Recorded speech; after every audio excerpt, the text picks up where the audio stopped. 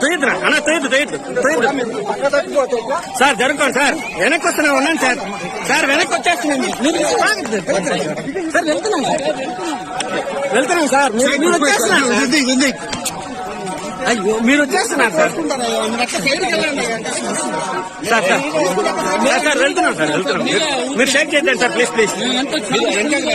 వెనక్కే sir, వెనక్కే sir. పర్లేదు వచ్చేసి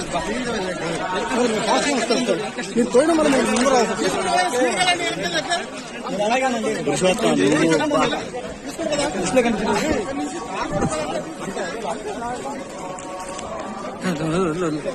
సార్. ఓకే వెళ్ళిపోతాం. Okay sir. అదిరిపోయింది.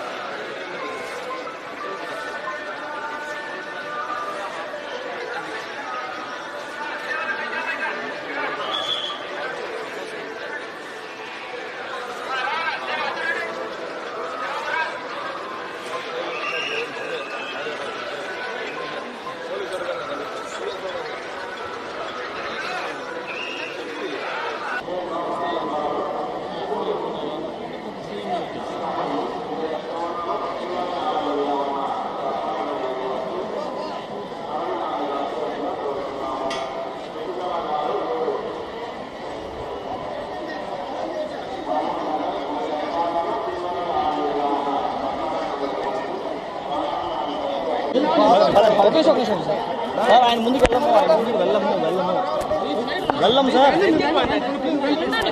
ఆయన ముందుకు వెళ్ళము, ఆయన పైకి పోయేదే ఉండదు. కొంచెం ముందుకు వెళ్ళాం సార్, గ్యాప్ ఇవ్వండి సార్, గ్యాప్ ఇస్తే సార్.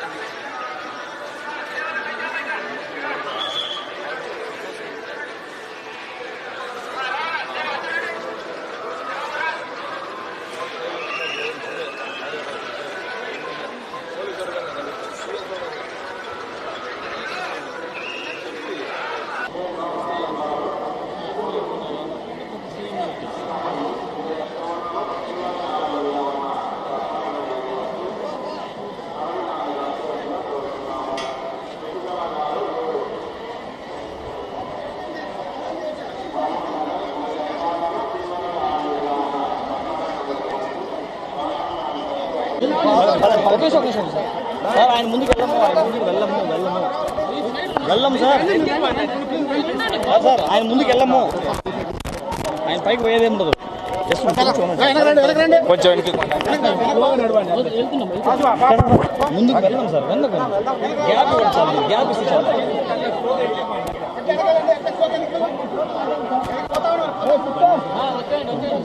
ముందుకైనా పోలేదు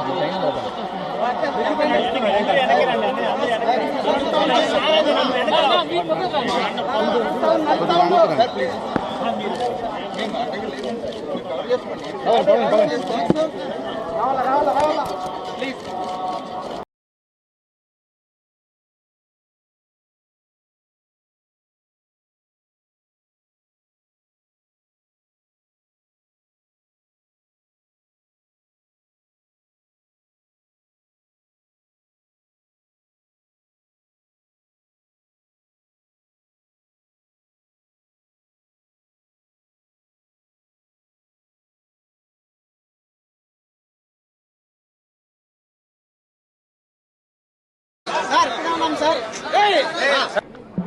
స్వామివారి భక్తులందరికీ శుభాకాంక్షలు.